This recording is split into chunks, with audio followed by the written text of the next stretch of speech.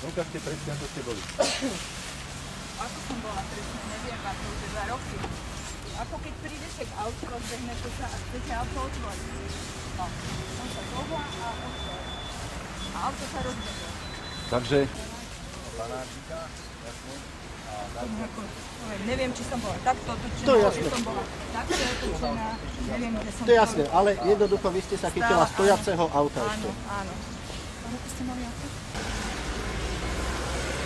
V prípade pohnutia auta je možnosť tam zaklinenia?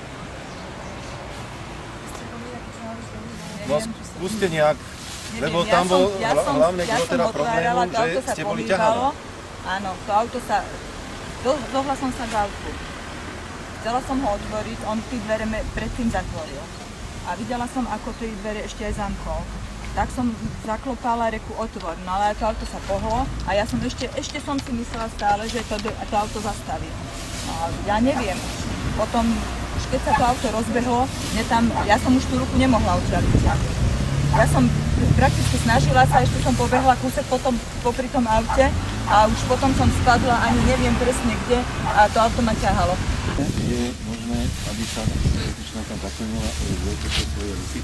Teda keď to teraz ukazovala? Ja nehovorím o zaklinení, že to ona nemohla. Že nemôže, takto. Ona podľa mňa držala úmyselne tú kľúčku, chcela... No tam ide úmysel, alebo chcela ju vytiahnuť a nemohla ju vytiahnuť. Jednoducho sa držala kľúčky, potom sa počmykla, padla na ten ľavý lakeť a pritom, jak padala dole, tým myknutím, tým prenesením, tým ťahom, mohlo k tomu zraneniu, ktoré ona utrpela. Jasné, to mohlo dôjsť. Ja nehovorím, že tá ruka tam musela byť zaklinená, takže ona nevedela ruku vytiahnuť. Ale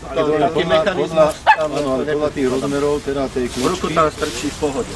A pritom, jak ona padla, hlavný ten moment toho počmyknutia, že stratila stabilitu, vtedy sa tam ako zachytila. Ale tým tlakom na tej ruke. Ale o globálnom zaklinení, že si nemôže vytiahnuť ruku, nie. To sa nedá. Že by tam zaklinila ruku tak, že nevedela vytiahnuť. Že sa nemôže vytiahnuť, áno. Takto, keď stojím pri tom aute a že tu chcem vytiahnuť, tak áno, ale v tom pohybe už toho auta a vlastne...